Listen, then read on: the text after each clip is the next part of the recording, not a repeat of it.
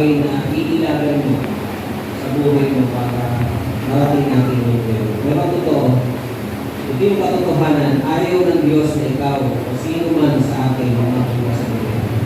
Ito talagang plano ng Panginoon. 2 Peter chapter 3 verse 9. Ang Panginoon ay hindi nagpapabaya sa kanyang pangako gaya ng inaakala ng ilan. Hindi pa niya tinutupad ang pangako yung alang-alang sa inyo. Binibigyan pa niya ng pagkakataon ng lahat upang mapagsisi at tumalikod sa kasalanan sapagkat hindi niya nais na meron mapapakaw. So, pinigsinan ni Lord yung buhay ng mga tao. Hindi na pinahaba. Pinigsinan lang po yan. At ulitin binigyan na lang po tayo ng pinigsinan panahon para pagsisihan o makapagsisi tayo sa ating mga kasalanan at nalikuran ang mga kasalanan nito. Pero sa maikling panahon na yan, kapag ang tao ay namuhay pa rin sa ganong uri ng kahihiyan o ng kasalanan, ang mabayaran dito ay ang kamatayan. Hindi mo natin pwede sabihin kung na sinasabi ng mga LGBTQ+, 125, hindi mo nila pwede sabihin mahal sila ng Diyos. Pero minamak nila ang o yung mga nila o mga nilalabas nilang larawan ng Diyos. Mahal natin sila, mahal sila ng Diyos.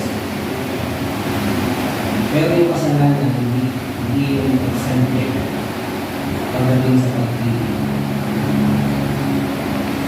Mahal ng Diyos ang mga tao. Ang sino kaya? Mahal ng Diyos. Kinakailangan ang tao ay bago para tumalikod sa kanyang pamumuhay. So yan po. Hindi mo sayang yung ating buhay na kailangan iwasin natin sa ating mga sarili ang buhay ng kasalanan. Pangalawa, ang buhay ng kaligtasan.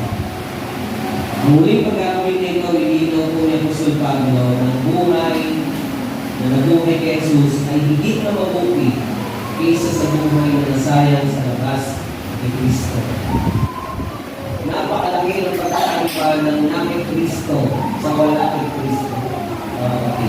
At kung pagpapatayan natin ang ating buhay ngayon sa nakaraan, malayo.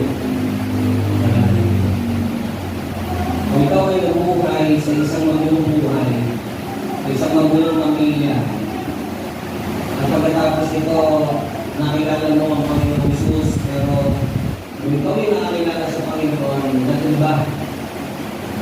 Bagaman maguluhan ng pamilya mo, pero sa puso mo, may nagkaroon ng hindi pangitahan. Pero hanggang sa dumating ang panahon, nagkakaroon sa maganda, kaalisan, at sa tulong at sa biyaya ng Panginoon na magulat ka, iba pa lang na ang namumuhay kay Kristo kaysa dun sa iwalay ay Kristo.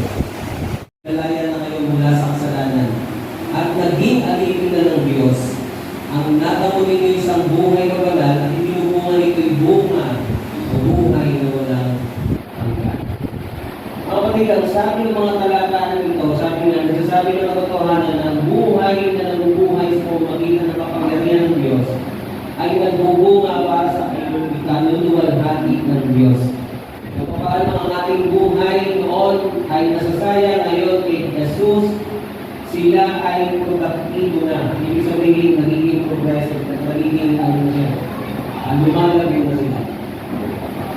Siya ang sahod ng isang bagay na pinagtatrabuhan natin ay yung sahod ko pala ay isang bagay na pinagtatrabuhan natin. Para ng ating pong pamumuhay na hiwalay para sa Kanya, alam naman po natin, kamatayan ng impyerno ang babasahin.